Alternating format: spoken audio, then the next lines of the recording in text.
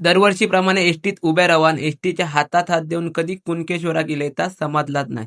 भाविकांची गर्दी तर भरपूरच होती. भाविक तर अफाट चिल्ले. मागच्या बाजूने लाव तर ह्या पोरग्या कसरत करताना दिसला. याची कसरत तर एक नंबराचा. याचा काम तर खतरनाकच. मग समुद्रकिनारी लाव तर भरती होती. लाटांवर लाटा द्वारात येतच होते. तसे आम्ही लाटा येत तसे मागे सारखं. आणि मग या सुंदर दृश्य बघू कोणाक नाही आवडायचं. मंदिर आणि बाजूक समुद्र एक नंबरच वाटत होता. मग मंदिराच्या जवळ गेला तर आपला कुणकेश्वर नाव तर एक नंबरच होता. वरना कुणकेश्वर किती भारी दिसताना तो तुम्ही बघा. एक नंबरच दिसत होतो. मग म्हटलं जरा दर्शन घेऊया. पण आता गर्दी तर वाढत होती. म्हटलं सकाळीच दर्शन घेऊया. म्हटलं आता पाण्याकडे जाऊया. पाणी तर भरपूरच असं आणि पाणी गोल गोल गरा फिरत होती.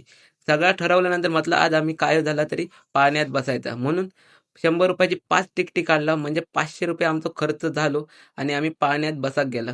पाण्यात बसताना आनंद होतो. पण पाण्यात एकदा चढला तर ह्याचा बघा काय चालला.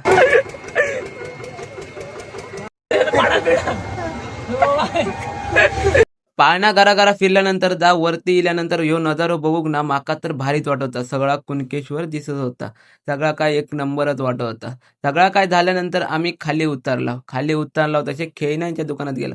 चामडा बरा नाही काय मित्र खेळण्याचा चेक करीत होतो.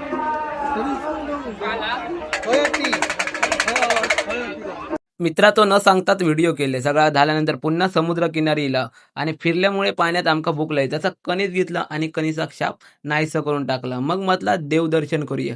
आज देवदर्शन करू गेला. मंदिरात फोटो काढू, व्हिडिओ काढू परवानगी नाही. देवदर्शन झाला तसा म्हटला परतीच्या प्रवासाला लागला. सगळे चटई आणि सगळे आठवणी घेऊन जायत होते. चला भेटूया आणखीन एका नवीन व्हिडिओत.